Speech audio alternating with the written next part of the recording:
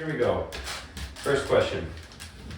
Would you rather eat a gallon of butter or run a 10K in a business suit with a briefcase? Run a 10K. 10K? Oh yeah, no doubt. Okay. Yeah. All right. Brass tacks. What is warrior surf to you? Warrior surf to me is a lot of things. It came into my life at a weird time where I was recovering from alcohol addiction. So I was a month sober when I came to this program, and warrior surf became a part of my recovery process. So warrior surf to me is something that's kind of sanctuous. You know, it's a place of healing and safety, I guess. Yeah. Best response I got for it. Yeah, love it. What makes warrior surf different? I'm not sure. I mean, I don't have a lot of in-depth knowledge of any other veterans groups, but I do work with another nonprofit, and I can tell you that it's the community that makes warrior surf different. It's not just a program about surfing and yoga and wellness. There is the bonus factor, which is where we are connecting with each other beyond just surfing. People generally care about you, and if you stay around, like if you're part of the bunch, you're definitely there. Yeah. Amen. What role does surf play in your life, maybe even before and after the program? Surf not only became, like I said before, part of my recovery, but it changed my life in a physical and mental way. So in the program, there was a whole lot of just figuring out like how to surf and like paddling in the waves, popping up, and making sure like you can just surf. That's the first part. And then the second part is what comes along later. Is like when you start like enjoying it, like when surfing becomes second nature, and you're starting to realize you're not just connecting with your board and with the water. You're connecting with nature. You're connecting with yourself, and there's a certain oneness that's on the water. And I think, and I know I'm jumping around a bit. My thought process is getting kind of wild, but like surfing has become to me an integral part of my life. I find myself wanting to be more fit so I can surf better. So not only am I surfing like 3 to 4 times a week now, I'm working out at a rate that I wasn't working out before. I'm making sure that my body is in condition, shape, so that I can surf. So it's changed like physical and mentally. Yeah. So. Yeah. How about yoga? The yoga piece of the program. So yoga's great. I was practicing yoga before, but not as much. I definitely didn't really have a routine or a focus in yoga. So the yoga part is kind of like geared towards surfing, but like you also getting in touch with your body in a different way. I find that yoga gives you that time to be still and to shut out everything else that's going on in the world, connect with your body, connect with your spirit, and kind of like level out your mind and level out your body at the same time. Yeah. Well, along those lines, so the wellness program is based on applied evolutionary theory, which was developed by Dr. Maya Gill. It's a foundation, something that we've talked about. And I wonder what role you think that plays, just kind of getting back to our natural roots and what our DNA craves, kind of thing. Yeah, I mean, it's somewhat like 90% of the world's population lives near water. Us reconnecting to our roots, that like we're really connected with technology now more than ever. It's been a growing thing. Technology has been overcoming and overwhelming our lives. So coming back towards, we're almost like when we're talking about wellness, we're almost like regressing instead of progressing, which is a good thing because we as a people are community based, and technology creates that separate barrier. When you're staring at your phone or at a computer, you're getting that disconnect, that human interaction. Yeah. And I think reconnecting with yourself, nature, it's all like interwoven and connected, isn't it? Like, so once we get back to the basics of what we are, we as a people, like, we're brought to each other around a hearth, around a fire, and we create a community, and we rely on each other. Like, that is in essence who we are, and to come back to it is, I'm talking in circles. And to come back to it is really what's important. If you want to be well, you have to be a human, and to be human is to connect. Well, speaking of human connection, community, getting back to the basics, maybe you could talk a little bit about Guatemala, the Guatemala trip we went on. Yeah, Guatemala, everyone talks about Guatemala, like your first week, it's like there's a huge hype, about the Guatemala trip. And I tried to ignore a lot of the Guatemala hype because I didn't want to have any predisposition going into it. So I just kept my mind blank and let the experience happen to me.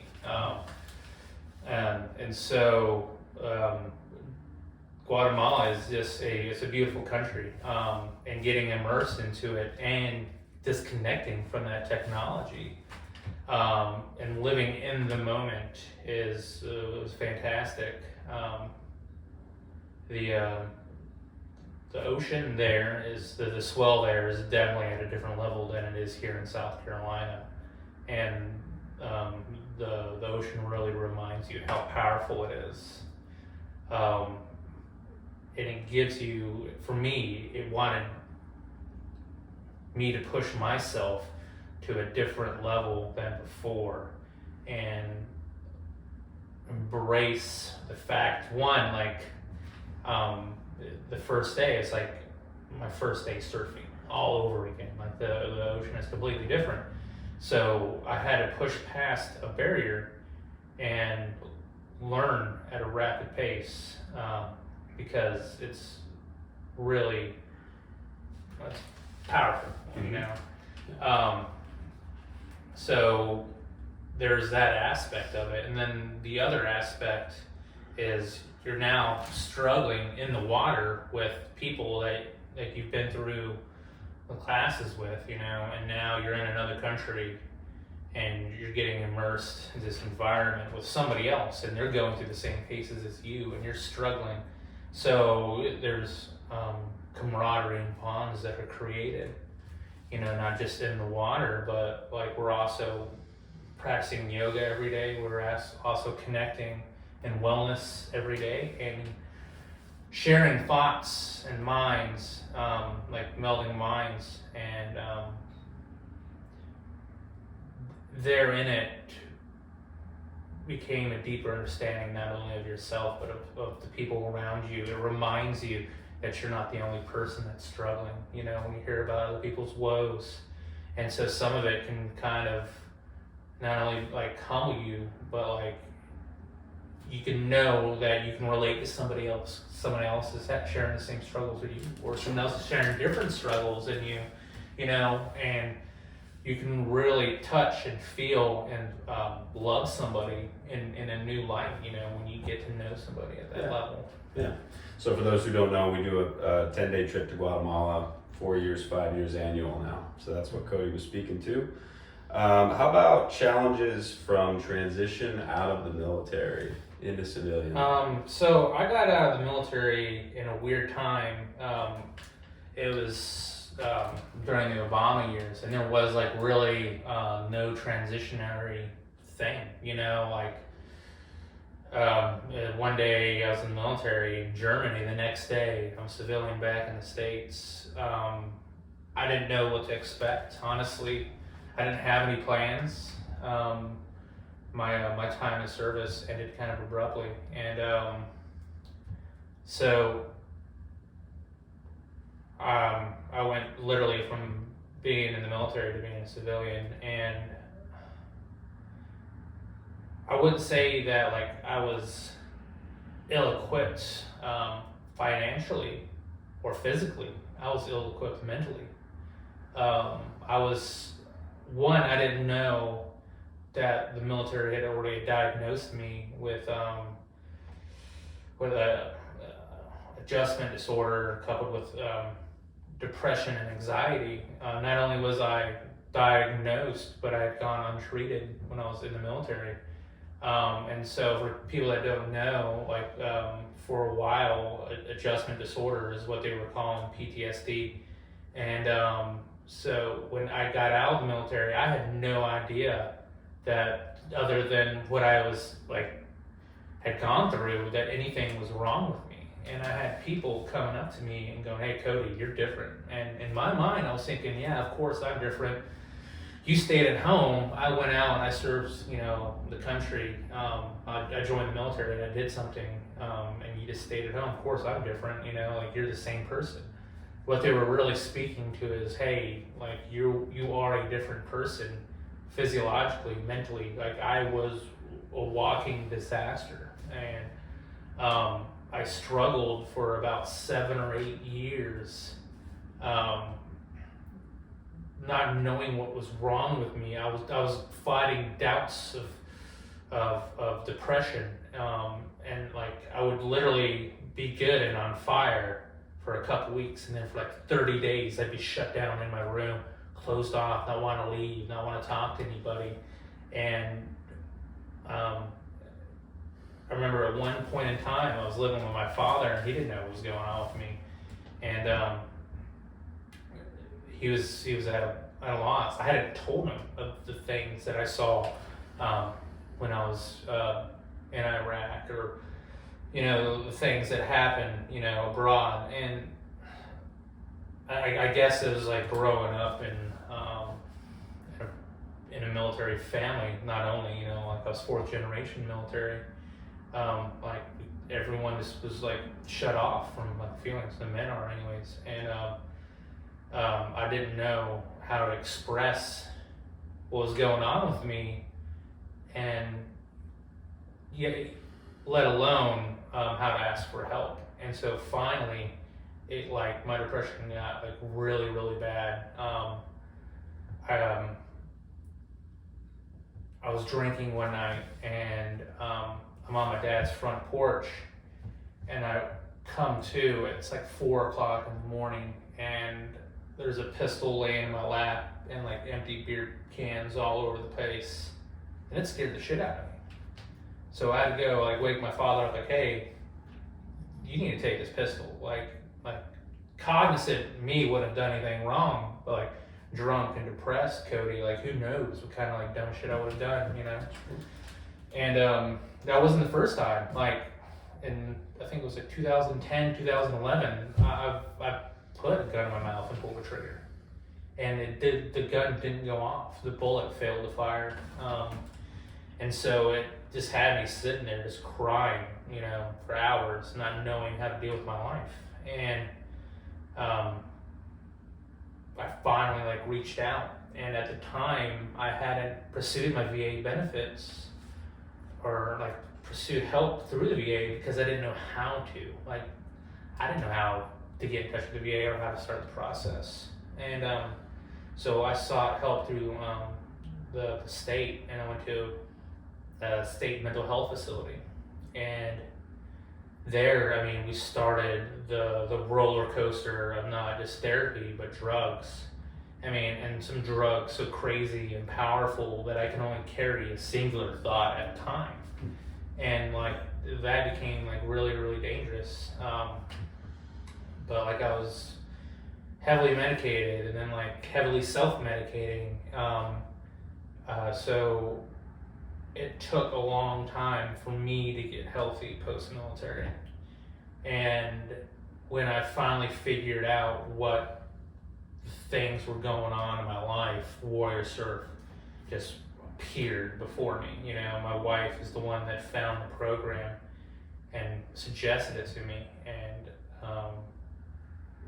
it became that healing factor for me. You know, I didn't know what my identity was, really who I was. Like, I knew what I could do and what I was capable of. You know, I knew I couldn't work inside an office anymore. I knew like that was out of question. You know, a couple years ago, I figured that out, and I didn't realize how much like my mind, my body is being called, my spirit is being called to the ocean, to nature, just to work with my hands and to be like, just to exist, you know, alongside, you know, everything. And it's been, I mean, I got out in 2009, so I mean, we're talking 14 years, and I came into this program, you know, a year ago, so 13 years of basically me living in trauma, you know. Mm-hmm. Well, you literally answered the rest of my questions right there, so we're good. I do have one left. If you had a superpower, what would it be? Man, I think everyone goes for flight, but I think that's silly. Not everybody. No, I mean, flight would be cool. Superhuman strength? Wow. I had a superpower. How about I like Wolverine's superpower is like rapid regeneration. Yeah, that'd be cool. All right, brother.